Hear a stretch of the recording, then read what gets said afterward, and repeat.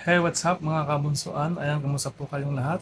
Magandang umaga po, tanghali o gabi sa ating mga kabunsuan na nasa iba't ibang sulok ng mundo at syempre dito po sa Pilipinas. At nawa po tayong lahat nasa mabuting kalagayan at ligtas sa anumang karamdaman. At ito nga po, may magandang mga nangyayari kay Bunso Mix Molino at ito nga ay doon sa isang programa ni Miss Kiana Reeves kung saan na-interview si Mix Molino at sinabi nga dito ni Mix Molino yung project na meron siya ngayon na ginagawa na ang gagaling, ang gaganda, mga sikat, mga bigatin ding artista, yung mga kasama ni Mix Molino. At dito nga nagpapatunay lang na patuloy yung blessings na tumarating o natatanggap ni Mix Molino sa kabila ng mga alam nyo na kung ano namang issue ang lumalabas ngayon na hindi ko alam bakit hindi na lang matapos.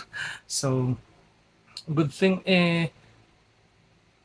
may mga blessings talaga dumarating kay Mix Molino sa kabila ng kung ano namang mga issue na naman na lumalabas sa kanya, may mga blessings talaga na ibinibigay sa kanya sa Lord. So, tayo po, sa mga blessings na lang, sa mga positive, sa mga gandang bagay na dumarating kay Mix Molino, doon po tayo mag-focus. So, narito nga po, panoorin po natin yung maikling clip kung saan na-interview si Mix Molino tungkol doon sa project na ginagawa niya.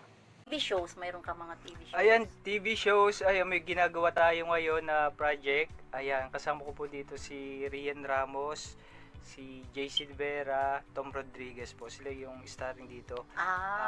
Di ba mga kabunsuan, ang Iwan. sisikat Kasi ng mga sabi- kasama sasabihin ni ko sana sa Mix kanila, Molino? Huwag nyo din akong iwan kasi yun yung title. Ah! Sa mga kabunso.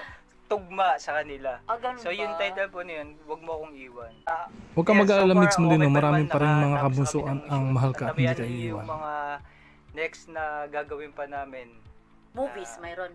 Yun, kung huwag mo akong iwan. Tapos yung, yun ang movies mo. Movie. Movie kay Direk. Joel Lamangan, directed by Joel Lamangan. Wow! Ako hindi ko pa nakatrabaho. Manifesting lang tayo, Mix Molino. sobrang Hayaan nyo, marami pang darating sa inyo Parang ng syempre, mga yan ang ano project. natin. Malay natin, dito sa Kitanghalian, makita Oo, baka tayo naman ni direct. Direk Joel Lamangan. Oo. Yan po mga kabunsuan, napanood po natin yung nasabi natin na project ni Mix Molino na kasama nga si Rian Ramos na JC Tivera at marami pang iba.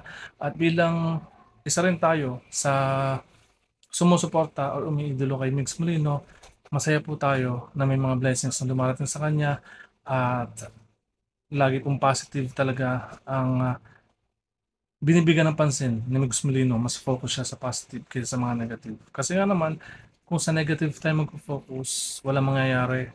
Makakasama pa sa pagkatao natin, sa isipin natin, ma-stress tayo. Pero kung sa mga positibo tayo mag-focus, mas magiging productive po tayo, mas magiging maganda yung takbo ng buhay natin sa araw-araw, mas magiging masarap po ang tulog natin sa gabi. Kaya tayo naman po mga kabunsuan, tulad nga ng title ng movie or ng project ni Mix Molino, huwag mo kong iiwan, patuloy lang. Huwag natin iwan si Mix Molino.